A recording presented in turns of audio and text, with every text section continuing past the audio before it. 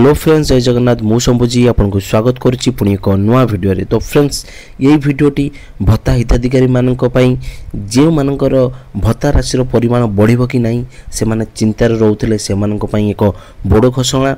ओडिशा सरकार मोहन चरण माझी वर्तमान बाधक भत्ता, विधवा भत्ता, विकलांग भत्ता राशि परिमाण को वृद्धि करिछि। यही डिसेम्बर मास सुधा आपण मानकु बाधक भत्तार बढ़ी राशि आपण को मिलिबो। तो फ्रेंड्स, वीडियो को शेष पर्यंत देखंतु। जदि वीडियोटी आपन को भल लगे ताले खंडे खंडे लाइक करिवे, बंधु मानक सह शेयर करिवे। जदि नुआ करी वीडियोटी को देखु थांती ताले मो चैनल टी को सब्सक्राइब करिवे, पाखरे थिबा बेल आइकन को चिपी ऑल नोटिफिकेशन रे क्लिक करिवे। मु जति बेले एमती नुआ नुआ इन्फॉर्मेटिव वीडियो गुडी को अपलोड करिवि सर्वप्रथम आपण देखि पारिवे।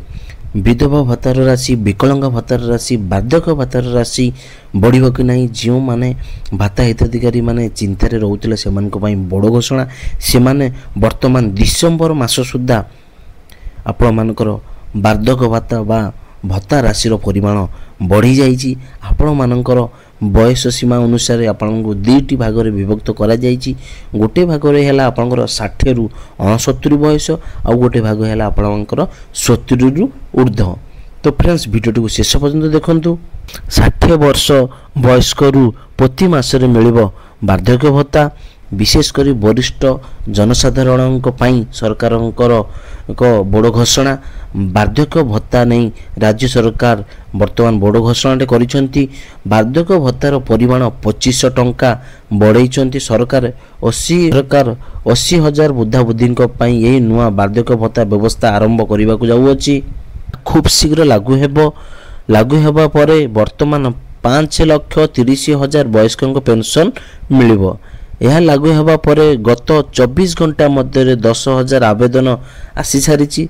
एणु यह विचार करा जाऊ सेमानक यही योजना रे शामिल करा जिवो। दिल्ली सरकार घोषणा अनुसार 60 रु 69 वयस्क वृद्धा बुद्धि को प्रति मासरे 2,000 टंका लाखाए वार्धक्य भत्ता दिया जिवो। सेहीपरि 70 वर्ष रु ऊर्ध्व जे माने सेमानकु प्रति मासरे 2500 टंका लाखाए वार्धक्य भत्ता प्रदान करा जिवो। जदि वीडियोटी आपको भल लगे ताले खंडे खंडे लाइक करिवे, बंधु मानक सह शेयर करिवे। जदि नुआ करिकी मो चैनल टी को देखु थांते ताले चैनल टी को सब्सक्राइब करी पाखरे थिबा घंटी चिन्ह को दबाई ऑल नोटिफिकेशन रे क्लिक करिवे। मु जति बेले एमती नुआ नुआ इन्फॉर्मेटिव वीडियो गुडी को अपलोड करिवि सर्वप्रथम आपण देखि पारिवे।